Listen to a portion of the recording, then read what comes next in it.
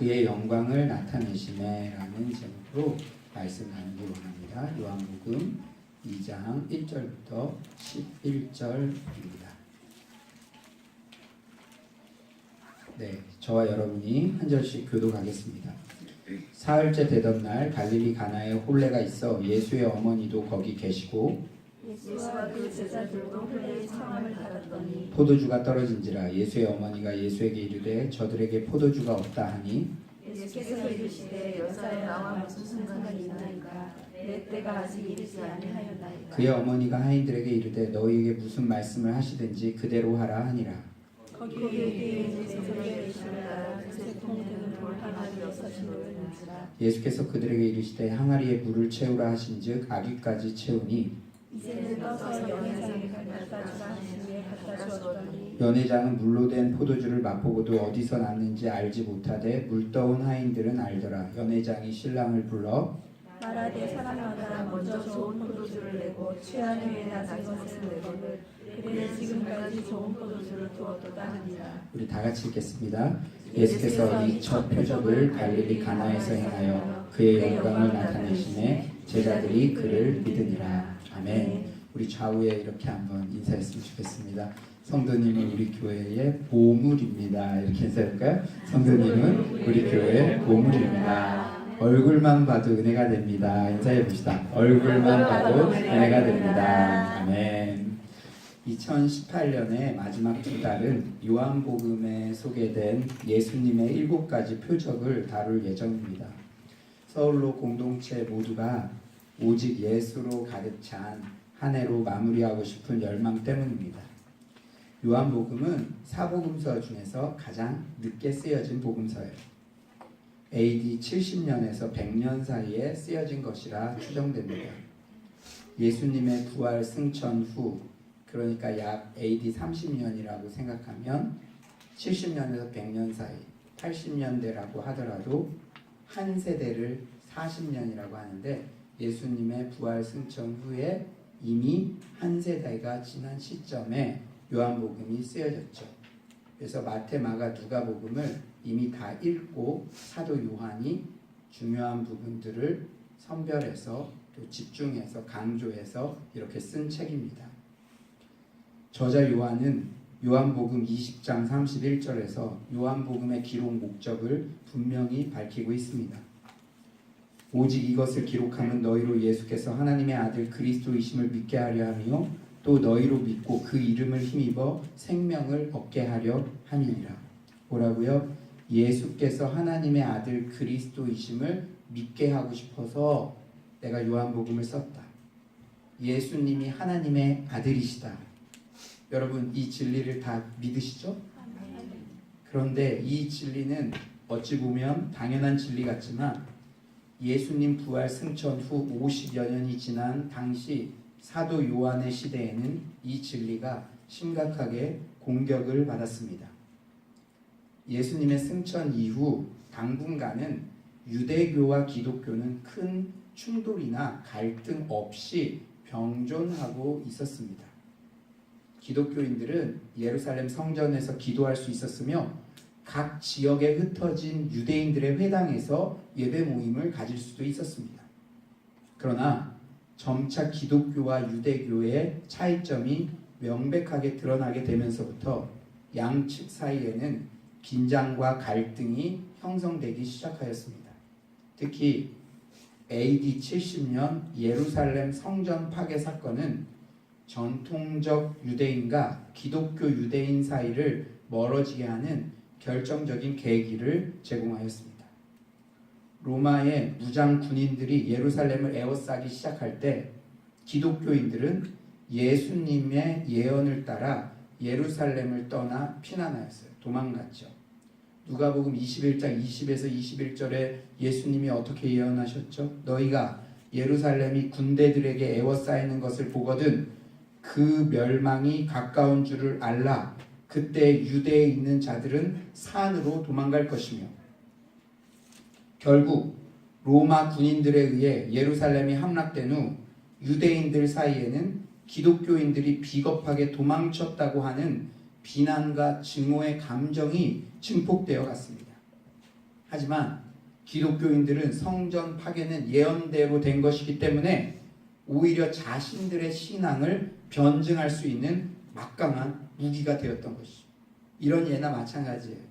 우리 공산당이 북한에 있는 교회들을 봤을 때 주셨다고 생각해 보세요. 공산당이 오거든 피해라, 산으로 올라가라. 그런데 두 부류로 남았습니다. 끝까지 그 교회를 지켰던 부류, 그리고 도망쳐서 생명을 연장한 부류, 끝까지 지켰던 부류가 너희들은 비겁하게 도망쳤다 이렇게 비난을 하니까 아니다. 하나님께서 분명히 예언하신 것을 우리는 순종했을 뿐이다. 지금 기독교인들이 그렇게 항변을 하니까 유대교들이 할 말이 없는 거죠. 그러면서 점점 더 그 갈등이 증폭되어 가고 있었습니다. 이후 유대교의 모든 분파는 지리멸렬하고 바리새파를 중심으로 강력한 유대교 갱신 운동이 일어납니다. 여러분, 유대교 갱신 운동이 일어나려면 가장 먼저 어떤 세력을 짓눌러야 될까요? 무엇보다 먼저 자신들이 죽인 예수가 부활했다고 전하는 기독교 괴뢰도당을 근절해야겠죠. 그러려면 예수는 인간에 불과하다는 사상을 퍼뜨려야 했겠죠.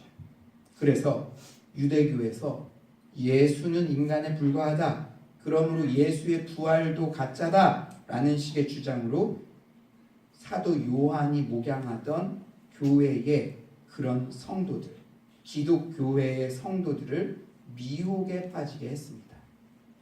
급기야 로마의 허락을 받아 재건된 사내들인 공회에서는 AD 90년에 나사렛파, 기독교를 말하는 거죠. 나사렛파와 이단들은 순간에 망할지어다. 그들을 생명책에서 지워 의인과 함께 섞이지 말게 하소서라고 하는 기독교인들에 대한 저주를 담은 내용을 회당 기도문에 삽입하여 암송하도록 하는 극단적인 조치까지 취하였습니다. 공동 기도문에 이런 기독교에 대한 저주의 내용들이 매일처럼 회당에서 암송되었던 거예요. 마지막 남은 사도로서 소아시아 지역을 목양하던 요한은 그 지역에서 기독교회를 집요하게 공격하던 유대교의 위협을 막아야 했습니다. 그래서 사도 요한이 특단의 조치를 취한 결과물이 바로 요한복음입니다. 만약 신천지가 서울로 교회에 들어와서 예수님은 하나님의 아들이 아니다, 이만희가 하나님의 아들이다라는 식으로 이단 사상으로 여러분을 미혹한다면 여러분을 목양하고 있는 저는 사랑하는 여러분에게 어떤 내용을 교육하겠습니까? 매뉴얼을 만들겠죠. 그 매뉴얼에는 어떤 내용이 들어가 있겠죠? 첫째, 왜 예수님만이 하나님의 아들이신지를 밝히고, 둘째, 신천지는 왜 이단인지 밝히고, 셋째, 기독교와 신천지의 차이점이 무엇인지 밝힐 것입니다. 요한복음도 마찬가지예요. 요한복음에도 세 가지 내용, 즉 예수님이 왜 하나님의 아들이신지, 유대교는 어떤 문제가 있는지, 왜 유대교가 있음에도 예수님이 반드시 있어야 하는지의 내용을 담고 있습니다. 오늘 예수님의 첫 번째 표적, 가나 혼인잔치 표적에도 이 내용들이 오롯이 담겨져 있습니다. 하나님의 아들이신 예수님의 속성을 명명백백하게 드러내주고 있어요. 그러므로 여러분들은 요한복음의 어떤 장을 읽더라도 요한이 이 책을 쓴 목적, 예수님이 왜 하나님의 아들이신지 그 주제에 초점을 맞춰서 요한복음을 읽어야 된다는 것이죠. 그렇다면 오늘 첫 번째 표적에 나타난 예수님의 속성과 성품은 무엇인가? 첫 번째로 예수님은 우리에게 진정한 잔치와 축제의 기쁨을 가져다 주시는 분이십니다. 오늘 본문 1에서 2절을 한번 다 같이 읽어볼까요? 1에서 2절입니다. 시작. 사흘째 되던 날 갈릴리 가나에 혼례가 있어 예수의 어머니도 거기 계시고 예수와 그 제자들도 혼례의 청함을 받았더니, 예수님의 첫 번째 표적이 가장 기쁜 결혼잔치 집에서 일어났다는 점을 주목하십시오. 당시의 결혼은 요즘의 결혼과 달랐습니다. 고대 근동 지방의 결혼은 부모들이 중매해서 협약서를 작성한 후 회당에서 서약하고 예물을 교환하고 나면 신랑과 신부는 각기 자기 집으로 돌아갔습니다. 법적으로는 부부 사이였지만 그들은 그 약혼 기간 동안 최소한 2개월에서 길게는 1년까지 서로 떨어져 살았습니다. 여러분, 우리 청년들이 많은데요. 청년들 중에도 지금 사랑에 빠진 분도 있는 것 같아요. 왜냐하면 매주 볼 때마다 근사해지고 예뻐져요. 그럼 딱 사랑에 빠졌죠. 근데 여러분, 사랑에 빠졌는데 결혼까지 이미 했는데 2개월에서 1년을 기다려야 한다고 한번 생각해 보세요. 저도 사랑에 빠졌을 때는 당장 하루 못 봐도요, 막 너무 힘들더라고요. 서울에서 막 부산까지 막 가기도 하고 갑자기 서프라이즈하게 회사 앞에 딱 나타나기도 하고, 이게 인지상정인데 당연한 건데 2개월에서 1년을 기다렸다고 생각해 보세요. 떨어져 사는 동안에 얼마나 결혼식 날짜를 기다리겠습니까? 그런데 D-Day, 드디어 기다리는 기간이 끝나면 신랑이 친구들과 함께 길거리로 나가 대개 밤중에 횃불을 밝히고 자기 집에서 신부의 집까지 행진을 했습니다. 세상에서 가장 행복한 노래가 어우러진 오색찬란한 행렬이었어요. 드디어 신부 집에 도착하면 신부 집에서 그 동네 사람들 모두가 부부를 축복하며 행복을 비는 덕담들이 오간 후에 신랑은 드디어 신부를 데리고 집으로 옵니다. 그러면 신랑 집에서 가족과 친구들이 이미 모여서 장장 일주일 동안 잔치를 벌이죠. 오늘날 우리 대한민국 결혼식장에 결혼하면 무슨 공장에서 제품 찍듯이 2시간 뚝 하고 끝나는 그 정도가 아니라 얼마나 기쁜 잔치였냐면 일주일 동안이나 그것이 지속된 거예요. 모든 결혼식은 마을 전체를 위한 공공의 잔치였습니다. 왜 그랬죠? 히브리 문화는 개별적 문화가 아니라 공동체의 문화라 그랬어요. 결혼이란 단지 결혼하는 커플뿐 아니라 공동체 전체의 일이었기 때문에 모든 친지들, 공동체 일원들이 모여서 일주일 동안은 막 잔치가 벌어진 거죠. 중국 같은 데도 시골 같은 데는 이 결혼식이 얼마나 성대한지 몰라요. 한 달 용돈을, 한 달 월급을 다 그냥 홍바오라고 해서 다 쓰기도 하고 막 나도 기분이다, 너도 기분이다, 막 그런 일들이 일어납니다. 그런데 이런 배경하에 오늘 본문을 보면 처음에는 엄청난 재앙으로 시작됩니다. 결혼잔치에서 가장 중요한 요소 한 가지인 포도주가 떨어져 버렸기 때문이에요. 기본적으로 잔치는 이제 끝나버린 것입니다. 예를 들어서 오늘날로 치면 결혼 입장하는데, 신부 입장하는데 어떤 남자가 뛰어들어와가지고 이 결혼은 무효야 막 이거 이상의 지금 강도예요. 그러면 그 부모님이나 친지들에게 얼마나 창피합니까? 이렇게 남을 접대하는 것이 최고의 예의라고 여겨졌던 문화에서는 포도주가 떨어졌다는 건 완전 가문의 망신을 의미하는 거예요. 이것은 단순히 예법을 어긴 정도가 아니라 사회적, 심리적 파국이었습니다. 명예와 수치를 중요하게 여기는 전통 문화에서는 있을 수 없는 일이 일어난 거예요. 지금도 동양에서는 손님 대접이 신성한 의무로 간주되고 있으며 그 의무를 다하지 않으면 드물게나마 법적 조치를 당하는 경우도 있습니다. 하지만 오늘 본문의 결과는 어떻습니까? 예수님이 물로 포도주를 만드는 신성을 발휘하셔서 완전한 반전 해피엔딩으로 최고의 희락과 기쁨으로 잔치가 마무리됩니다. 위기가 있었기 때문에 그 기쁨과 환희의 극적 효과는 더 극대화되는 것 같아요. 10절은 이렇게 말씀하죠. 말하되 사람마다 먼저 좋은 포도주를 내고 취한 후에 낮은 것을 내거늘 그대는 지금까지 좋은 포도주를 두었도다 하니라. 결말이 완전 최고의 해피엔딩, 점점 더 좋은 결말로 끝났다는 것이죠. 여러분, 우리는 흔히 예수를 잘 믿는다는 것이 뭔가 심각하고 우울하고 좁은 길만을 걷는 것이라 착각하기 쉽습니다. 어떤 교단에서는 교회에서 큰 소리로 웃는다든지 역동적으로 찬양하는 것을 뭔가 거룩하지 못하고 경망스럽게 여기는 분위기도 존재합니다. 하지만 요한복음은 예수님의 첫 표적의 장소를 인생에서 가장 기쁜 날인 결혼잔치집으로 소개함으로써 예수님께서 우리 인생에 궁극적으로 무엇을 가져다 주시려 이 땅에 오셨는지를 알려줍니다. 마치 예수님께서 이렇게 말씀하시는 것 같아요. 나는 잔치의 주인이다. 결국 나는 기쁨을 주기 위해 온 것이다. 나의 첫 표적이 모든 사람들에게 웃음을 선사하는 것이었던 이유가 바로 여기에 있다. 요한복음 10장 10절 또한 말씀하시죠. 내가 온 것은 양으로 생명을 얻게 하고 더 풍성히 얻게 하려는 것이라. 한 걸음 더 나아가 여러분 이 말씀은 찾아봤으면 좋겠어요. 이사야 25장 6절에서 8절. 이사야 25장 6절에서 8절은 하나님의 백성에게 최종 목적으로 선사해 주시는 마지막 날에 대하여 이렇게 묘사합니다. 마치 이렇게 말씀하신 거예요.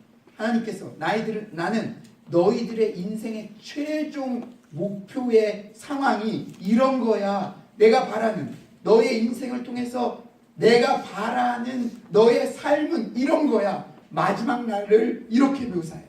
제가 한번 읽어드릴게요. 이사야 25장 6절에서 8절. 만군의 여호와께서 이 산에서 만민을 위하여 기름진 것과 오래 저장하였던 포도주로 연회를 베푸시려. 뭐로 연회를 베푸신다고요? 포도주. 예수님의 첫 번째 표적의 메타포가 된 포도주.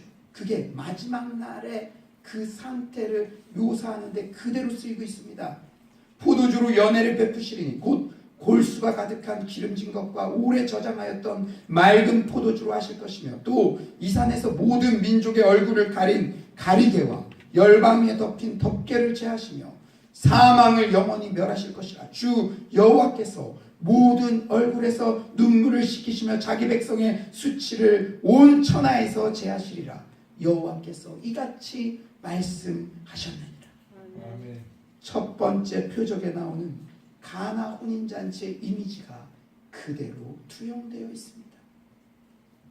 예수 그리스도는 우리 인생에 황홀한 기쁨과 마음의 깊은 만족을 주기 위해 이 땅에 오셨습니다.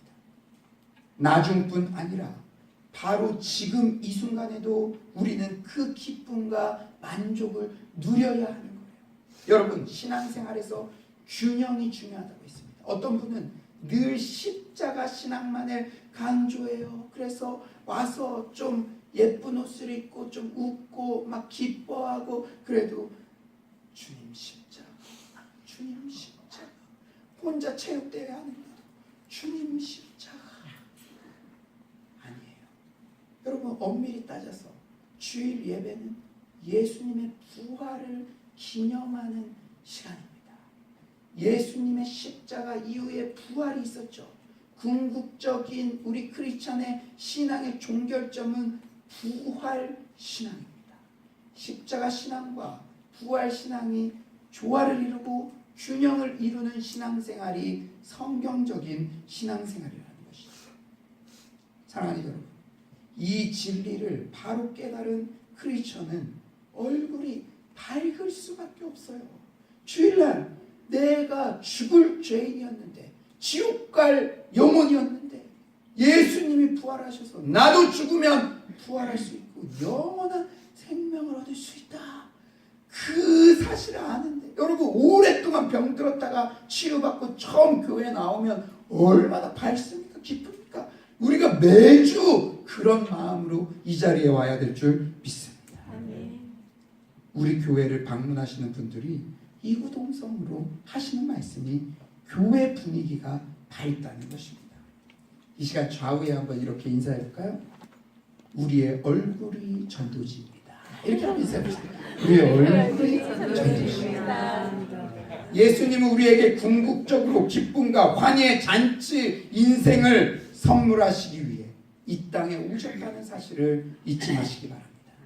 그 목적에 맞게 항상 얼굴을 밝게 어깨를 쫙 펴고 살아가는 우리 모두가 되시기를 간절히 축원합니다. 그런데 우리가 한 가지 주목해야 할 것이 있어요. 그렇다면 예수님이 어떻게 예수님이 오신 목적을 우리가 들었죠. 그렇다면 그 목적을 어떻게 이루셨나요? 예수님이 어떻게 잔치 인생을 우리에게 선사해 주셨을까요? 예수님이 과연 어떤 일을 하셨기에 우리 인생에 이렇게 기쁨과 환희가 충만하게 되었습니까? 오늘 혼인잔치집의 문제 해결 과정 중에 중요한 인사이트를 우리에게 전해주십니다. 우리 3절을 한번 다 같이 읽어볼까요? 3절입니다. 시작. 포도주가 떨어지니라. 예수의 어머니가 예수에게 이르되 저들에게 포도주가 없다 하니. 서두에서 언급했듯이 혼인잔치집에 포도주가 떨어졌다는 것은 단순한 결례의 수준이 아니에요. 명예와 수치를 중요시하는 문화에서 여러분이 만약 가족의 위신을 떨어뜨렸을 경우 그 굴욕이 얼마나 클 것인지 상상해 보십시오. 미투 운동 등으로 아버지였던 당사자가 자살하는 안타까운 사건이 우리 사회에 있었는데 그 원인이 자기 때문이 아니었죠. 자녀와 가정에 미칠 수치심을 견디지 못해 그랬다는 기사를 우리는 접하지 않습니까? 아마 본문의 혼인잔치에서도 이 일이 해결되지 않으면 신랑과 신부는 엄청난 죄책감과 수치심에 사로잡힐 것입니다. 그런데 이 위기에 SOS를 취하는 어머니 앞에서 반응하는 예수님의 대답은 다소 당황스러워요. 우리 4절 한번 다 같이 읽어볼까요? 4절입니다. 시작. 예수께서 예수의 나사로 나와 마신 날까라 내 때가 아니하였나이다. 내 때가 아직 이르지 아니하였나이다. 이 대답을 어떻게 해석해야 할까요? 그런데 요한복음에는 때라는 단어가 유독 많이 등장합니다. 8번이나 나와요. 그런데 중요한 것은 요한복음에서 때라는 단어는 모두 예수님의 죽음과 연관되어 사용되었습니다.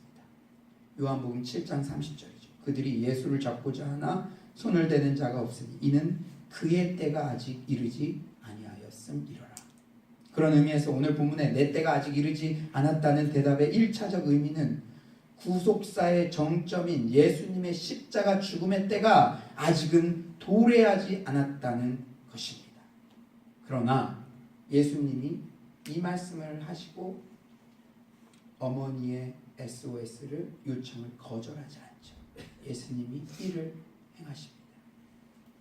그 일을 유추해 볼 때 내 때가 이르지 않았습니다. 이 말씀 십자가 구속사의 정점 그때는 아직 이르지 않았지만 오늘 표적을 통해 예수님의 십자가 사건의 의미를 보여주시겠다는 복선이 그 대답의 이면에 깔려있는 거예요. 예수님께서 어머니에게 이렇게 대답하신 후 유대교의 정결 예식에 사용되는 돌 항아리에 물을 채움으로써 물로 포도주를 만드는 기적을 행하셨다는 점이 그 사실을 잊지 맙니다. 어떤 도구를 사용하셨다고요? 유대교의 정결 예식에 쓰이는 항아리. 유대교에는 수없이 많은 의식과 규례가 있어 다양한 청결과 정화의 과정을 명하고 있습니다. 이는 모두 우리의 영적인 필요를 나타내기 위함이에요. 이런 의식들은 하나님은 거룩하고 완전하시지만 우리는 결함이 있으며 따라서 하나님과 교통하려면 속죄와 정화와 용서가 있어야 한다는 것을 생생하게 전달합니다. 우리는 그냥 하나님의 임재 가운데로 걸어 들어갈 수는 없습니다. 오직 예수 그리스도의 십자가 대속의 보혈만이 우리를 정결하게 할 수 있습니다. 예수님은 어머니에게 이렇게 생각하고 대답한 거예요. 그래, 난 이 세상에 축제의 기쁨을 가져올 수 있다. 어떤 위기 상황, 결혼식장에 포도주가 떨어진 이런 슬픔과 당황의 상황에서도 나는 그 상황을 역전시켜서 축제의 기쁨을 가져다 줄 수 있다. 나는 인류의 죄책과 수치를 씻어줄 수 있다. 나는 세상에 기쁨을 주기 위해 왔다. 하지만 오 어머니, 그것을 이루기 위해서는 내가 죽어야 합니다. 예수님은 모든 사람들이 웃고 떠드는 그 잔치집에서도 죽음을 생각하셨습니다. 그가 홀로 죽음을 생각하고 표적을 해가는 그 순간 우리에게는 자녀가 주어졌습니다. 그의 죽음으로 우리의 모든 죄책감과 수치심은 사라졌습니다. 한마디로 그의 죽음으로 영원한 잔치가 우리 인생에 선물되었어요. 서른 잔치는 끝났다. 이 표현은 책 속에만 존재하는 제목이 되었습니다. 그의 죽음으로 우리 인생의 잔치는 영원히 계속됩니다. 그렇습니다. 예수님만이 나의 죄를 대속해 주실 수 있는 유일한 하나님의 아들이시다. 오늘 첫 번째 표적은 이렇게 예수님이 하나님의 아들 되심을, 유일한 구원주이심을 밝히고 있는 것입니다. 남의 죄를 대속하는 것. 모든 사람이 죄를 범하였으니 죄인은 그것을 감당할 수 없어요. 하나님만, 신성만이 다른 사람의 죄를 대속할 능력이 있는 것입니다. 요한은 첫 번째 표적에 가나 혼인잔치의 기적을 배치시킴으로써 예수님만이 하나님의 아들이시라는 것을 이렇게 명명백백하게 밝히고 있는 것입니다. 마지막으로 오늘 표적에서 예수님은 유대교의 완벽한 극복이 되십니다. 포도주 없는 혼인잔치집, 이것은 당시 유대교의 한계를 처절하게 드러내는 상황이에요. 의리의리한 성전은 있지만 하나님의 임재가 떠난 그 메마르고 화석화된 종교생활.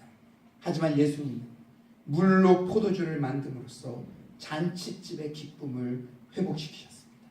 예수님만이 우리의 신앙생활에 활력과 기쁨과 생명력을 주시는 원천이십니다. 예수님은 만왕의 왕이십니다. 모든 신 위에 뛰어난 분이십니다. 그 탁월함은 비교할 대상이 없습니다. 비단 유대교뿐이겠습니까? 세상의 모든 지식, 철학, 과학, 동성애, 이단, 안티크리스천, 그 어떤 세상의 풍조들이 공격하여도 예수님은 그것들의 완벽한 극복이 되시며 예수 이름 앞에 세상의 모든 것들은 무릎을 꿇게 되어 있는 줄 믿습니다. 아멘. 이제 말씀을 정리하겠습니다. 사복음서 중 마태, 마가, 누가를 공관복음, 공통적으로 통하는 게 있다는 거죠. 그리고 요한복음, 이렇게 따로 구분하기도 합니다. 마태, 마가, 누가복음은 공통점이 있는데 요한복음은 좀 독특한 차이가 있다는 것이요. 대표적인 것 중에 하나가 마태, 마가, 누가복음은 모두 귀납적 구성입니다. 하지만 요한복음만은 연역적 구성이에요. 공관복음에서는 예수님의 공생의 사역의 후기에야 제자들이 가이사랴 빌립보에서 신앙 고백하는 사건이 보도될 정도로 예수님의 정체에 대한 제자들의 이해가 점진적으로 제시되고 있습니다. 그러나 요한복음은 이미 1장, 2장부터 예수님을 하나님의 아들로 제시하고 있습니다. 공관복음에서는 예수께서 행하시는 각종 사역과 교훈을 통하여 예수님의 신성이 귀납적으로 제시되고 있다고 하면 요한복음에서는 연역적으로 먼저 예수님의 신성을 명백히 선언하고 그 이후의 표적과 교훈을 통해 이를 입증하고 있는 것입니다. 여러분에게 질문하죠. 요한은 왜 이렇게 급했을까요?